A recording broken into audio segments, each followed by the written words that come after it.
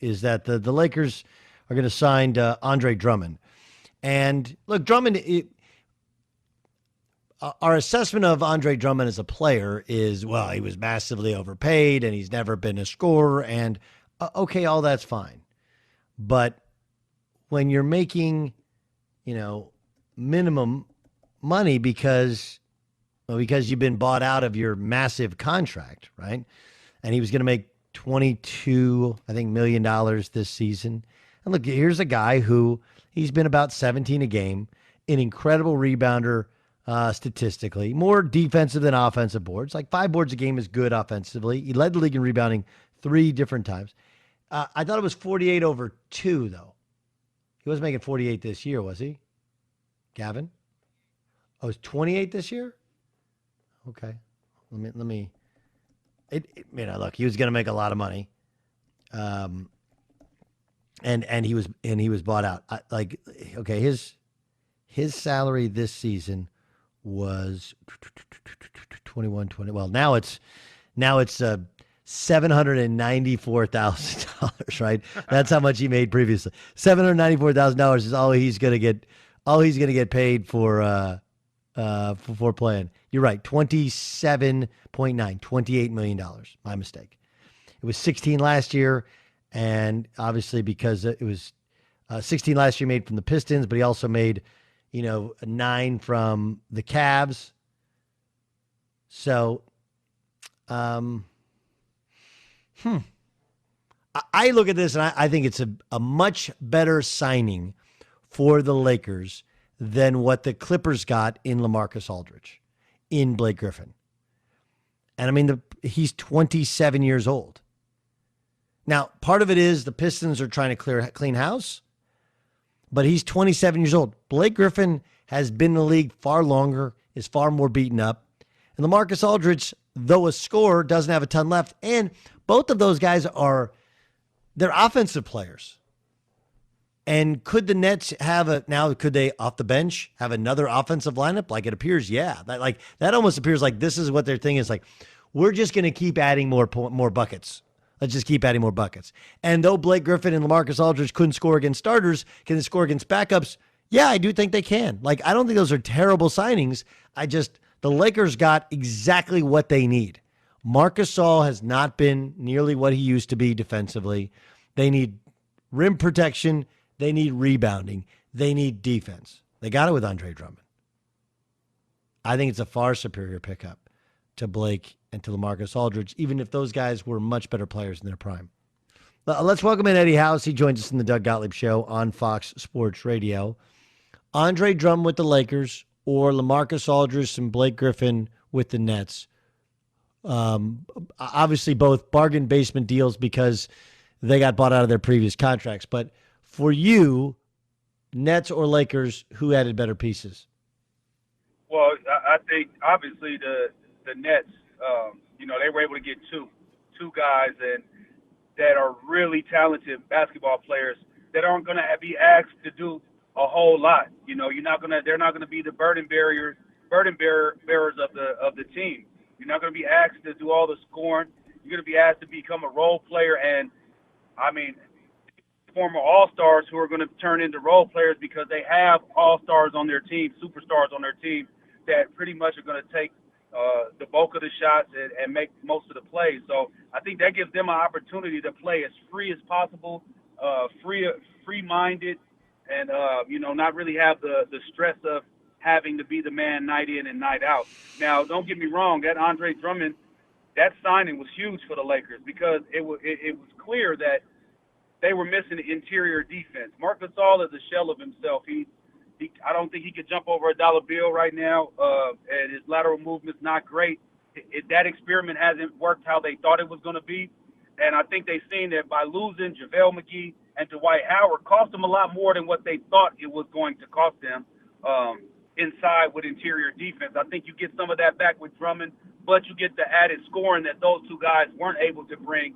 You get that with Drummond. So I think the Lakers definitely got better as well. Doug Gottlieb Show here on Fox Sports Radio.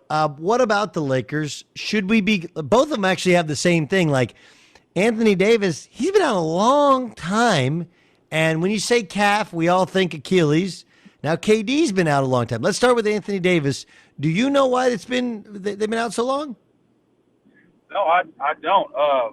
I do not know why he's been out so long. I guess, you got to think that they had such a quick turnaround, that could be part of it. And they're looking at, hey, we're looking at the postseason and not trying to win all these games in the regular season. But you don't want to lose seeding. You don't want to have a first-round matchup that's kind of unfavorable for you and not have home court advantage in that matchup. So regular season wins are important. Regular season wins are extremely important for that matter. But do they feel that they're probably good enough to where, hey, well, we just added Andre Drummond. If we are able to be healthy, go into the playoffs healthy, or a week before the playoffs, get some camaraderie and a little bit of shake a little rust off of us, that they be able to play at any level and compete with anybody. But they have to be healthy, number one. So I wouldn't rush Anthony Davis back, but it is concerning that he's out for so long. And then, with LeBron getting hurt, we see how bad the Lakers look without those two guys. But when they come back with Drummond, they're going to be right back in the thick of things. And just, will they be too far behind the eight ball to where they're going to have a Game 7? If they possibly have a Game 7, will be on somebody else's court. Doug Gottlieb Show here on Fox Sports Radio. That's the voice of NBA champion and shooter savant Eddie House, who joins us on Fox Sports Radio. Eddie, let me go to the Nets. Some people think James Harden, who's become kind of the facilitator, ball handler, orchestrator of everything they do, he's the MVP of the league. What do you think of what the Nets are right now? Remember, still playing without KD. What do you think of how it's coming together? He is the maestro at the symphony.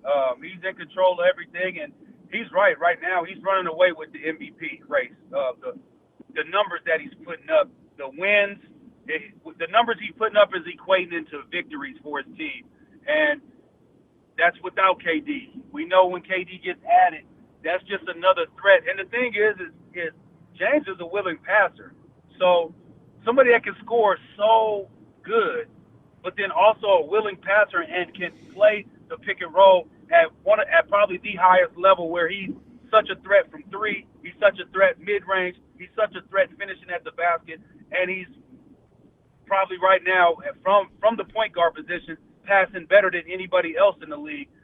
I just think that with all those things being said, I think he's the runaway MVP as of right now. I think the Nets are dangerous. They were dangerous with Kyrie and KD. When you added James Harden, they got extremely dangerous. And then you add Blake Griffin, you add LaMarcus Aldridge. Barring any injury, they're going to be a tough beat. Eddie House, our guest on the Doug Gottlieb Show on Fox Sports Radio. Miami adds Victor Oladipo. He's not what he had been, but is he enough to get Miami back to the levels which they were playing last year?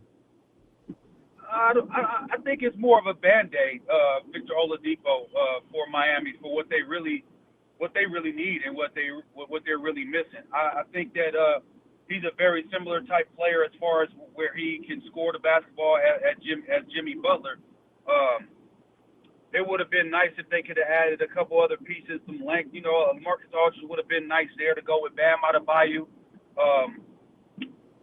But I think that for Victor, the injuries came off. He's definitely not the same. Doesn't have the same explosiveness, but he can score the basketball. I don't know. I don't believe, this is my own thought, that I don't think that put them over the hump. I still think that they're looking to catch the likes of the Sixers and definitely the likes of the Nets.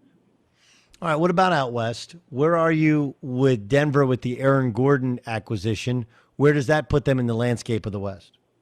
I think that got them better. I definitely think that put them ahead of a lot of teams. I still like what Utah's able to do and how Utah is able to play as a team. And, they got weapons all over the place, all over the court, of guys that do different things. Everybody brings something different to the table. Nobody is running in each other's lane. But I definitely like that Aaron Gordon pickup. I think that adds depth,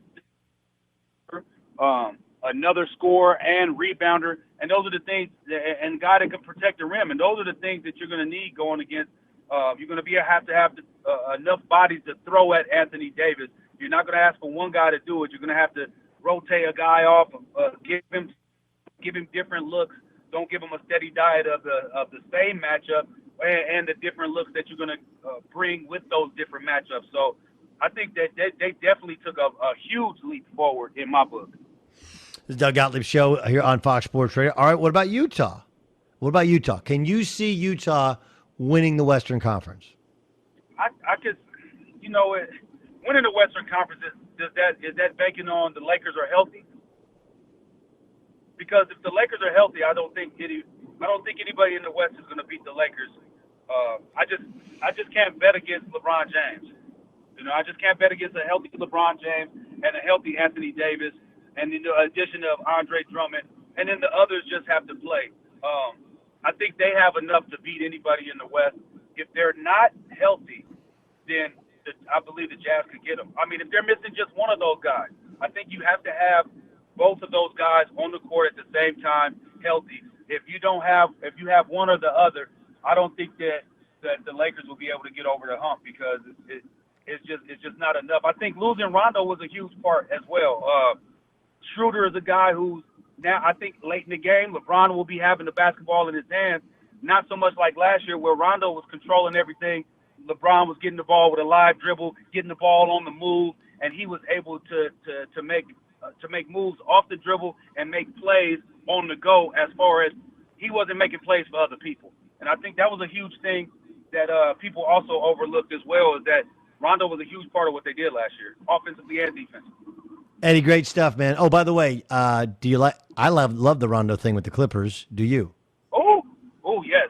You know why? Because it gets the ball out of Paul George.